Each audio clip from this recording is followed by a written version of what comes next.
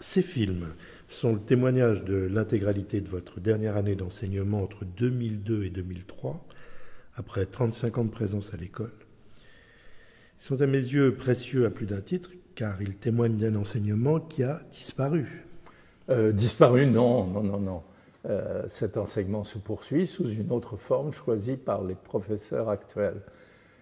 Non, ce qui n'existe plus, c'est le cours magistral dans ce grand amphithéâtre, 2 fois par semaine. Le chœur m'avait recommandé 17 heures, l'heure qu'il avait choisie lui-même, parce que c'est l'heure à laquelle les gens dorment le moins. Et donc, les miens avaient lieu 2 fois par semaine à 17 heures, le mardi et le jeudi. Non, ce genre de cours style Collège de France n'existe plus. Mais le cours réservé aux étudiants de l'École des Beaux-Arts dans le petit amphi de Morpho existe 2 fois par semaine aujourd'hui. Et en plus, il y a une promenade dessinée 1 fois par semaine. Donc vos cours étaient ouverts à tous? Ah, tout à fait.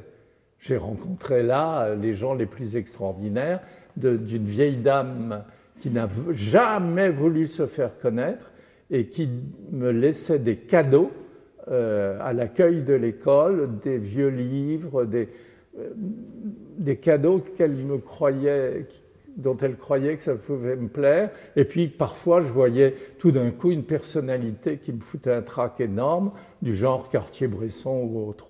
Voilà. Vous auriez peut-être pu me poser une question sur le contenu de l'enseignement actuel. Je n'ai pas apporté de jugement, mais je vois qu'on est revenu à Richer. Et vous savez bien, on sait bien à quel point je crains le retour vers le décubitus dorsal et ses attitudes vraiment ennuyeuses. Richer est un très brave homme. Mais j'avoue que le statut de Vulpian près de la vieille faculté de médecine, c'est pas ma tasse de thé. Et puis, il a dû sentir ses faiblesses parce que à la fin de sa vie, il a publié un livre qui s'appelait Morphologie, la femme.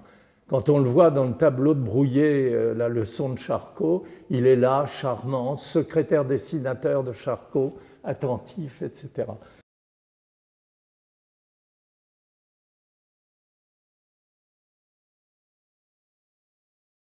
Ça lui a valu d'être professeur à l'École des Beaux-Arts. C'est une chance pour nous parce que ça a été un élément fondateur.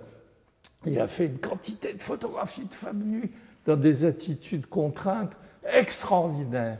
Une néo-zélandaise avec un cul comme on n'en a plus grâce au corset. Il a d'ailleurs publié des livres pour s'attaquer au corset, etc., que seule la guerre 14-18 a fait disparaître. Mais j'avoue que moi, j'étais très loin de Richer et je pensais beaucoup plus à mon Titus Rembrandt.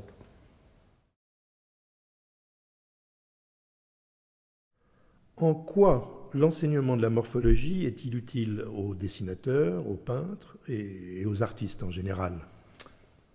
Je dois dire qu'en ce qui me concerne, la morpho, ça m'a permis d'éviter les séances de modèles vivants. Je me suis toujours demandé pourquoi on faisait ça. Peut-être pour certaines personnes c'est très bien, mais enfin, laisser quelqu'un debout dans la même attitude pendant des minutes, parfois pendant des heures, etc., c'est sinistre, c'est absolument sinistre.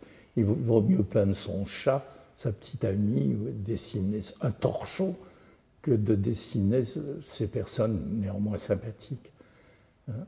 Et en fait, Rembrandt disait que le dessin n'est qu'une question d'intelligence. Tout est là. Rembrandt a eu pour maître un type qui s'appelle Lastmann. Au Louvre, c'est très facile. Il y a 2 petites peintures de Lastmann représentant, je ne sais plus très bien quoi, si vous voulez, un Saint-Sébastien. Il y a tout ce qu'il faut, tous les muscles, n'est-ce pas? Il dit « Ah, je sais tout ça », etc. Il vous donne tout. En fait, je crois qu'il a surtout donné à Rembrandt l'envie de ne pas aller en Italie, de ne pas apprendre tout ça et de réfléchir. L'intelligence du dessin, si vous voulez, j'y reviens. On sent ça chez Rembrandt. Ça fait sourire quand on regarde ses dessins. En fait, tout est là. La morpho, pour moi, Voilà ce que ça m'a apporté, la passion. Il faut vous dire la vérité. Le plafond de la Sixtine, j'y suis resté couché, avant que ça ne soit restauré, maintenant c'est encore pire, mais j'y suis resté couché 3/4 d'heure dans ma 20e année pour comprendre, pour essayer de comprendre comment les gens pouvaient aimer ça. La main du bon Dieu se rapprochant de la main d'Adam, moi, ça me fait rire. Rembrandt, ça ne me fait pas rire. Quand on assiste à vos cours, on se dit que vous faites une véritable performance. Vous aurez pu être avocat ou comédien, alors qu'avant tout, vous êtes un peintre. D'ailleurs, la forme de vos cours revêt un aspect pictural, c'est évident.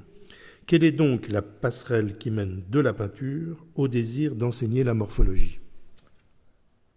J'ai appris la peinture dans la Grande Galerie. En fait, j'étais peintre.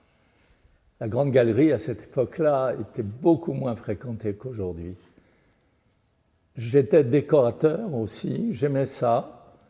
Très jeune, j'ai fait des tas de choses pour diverses personnes, des décorateurs en tout genre, certains plein de charme. Je pourrais donner des kyrielles de noms. Le plus extraordinaire, le plus émouvant, ça a été Cassandre, dont j'ai été de temps à autre l'assistant, jusqu'à sa mort le 17 juin 1968. J'ai eu l'occasion de peindre des choses complètement folles. Un vieil Américain habitant un château venant d'Écosse, brique à brique, c'est pas du cinéma, c'était comme ça, qui s'appelait Clarence Douglas Dillon, est tombé amoureux de sa femme quand il a su qu'elle allait mourir. Et donc, il s'est mis à lui construire une chapelle annexée à l'église du village, et il a voulu un plafond. Et je suis allé là-bas, et on titrait dans les journaux « Like Michelangelo », etc. Tu parles. J'ai fait un plafond très orné, très rigoureux, très cassandrien, qui était un hommage à Cassandre. En fait, c'est le cœur qui m'a un jour entendu lors d'un concours d'enseignement et qui m'a choisi. Paul Lecoeur, c'est un orthopédiste absolument génial. On garde de lui la trace de diverses inventions. Mais surtout, ce qui a été sa grande période, c'est un peu triste à dire, c'est l'époque de la poliomyélite. Là, je l'ai vu parce qu'il m'a demandé d'aller assister pour comprendre, mais c'est vrai, c'était extraordinaire. Il taillait l'os, vivant comme ça, d'individus qui ne pouvaient plus bouger.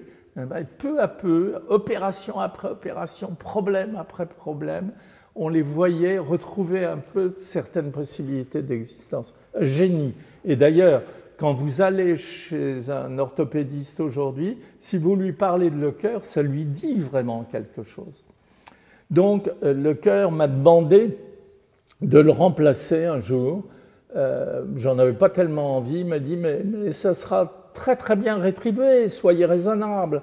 J'aime beaucoup votre vulgarité pédagogique et j'aime beaucoup la largeur de vos dessins.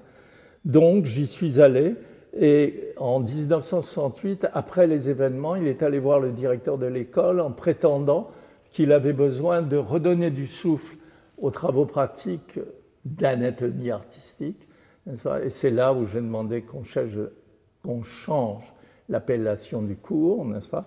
Et j'ai eu l'honneur de lui succéder en 78 dans cet amphithéâtre-là, parce que je peux vous dire que quand il enseignait, il y avait du monde.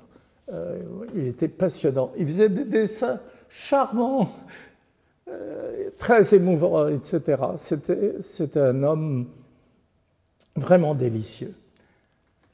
Après 78, donc quand moi j'ai été patron, vous pensez bien que je me suis gardé de dire que j'étais peintre.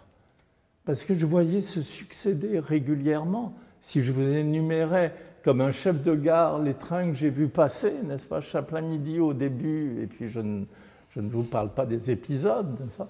Vous pensez bien que je n'allais pas dire que j'étais peintre, je n'allais pas parler de ce que j'aimais. Seuls mes amis comme vous le savaient, n'est-ce pas? Et en fait, j'ai toujours adoré Stendhal, et Stendhal dit quelque part « vivre à Paris avec 100 louis de rente, faisant des livres ». Non, il dit même les épinards et Saint-Simon ont été mes seuls goûts durables, à part celui de vivre à Paris avec 100 louis de rente, faisant des livres. Je me suis un peu pris pour Stendhal. Voilà.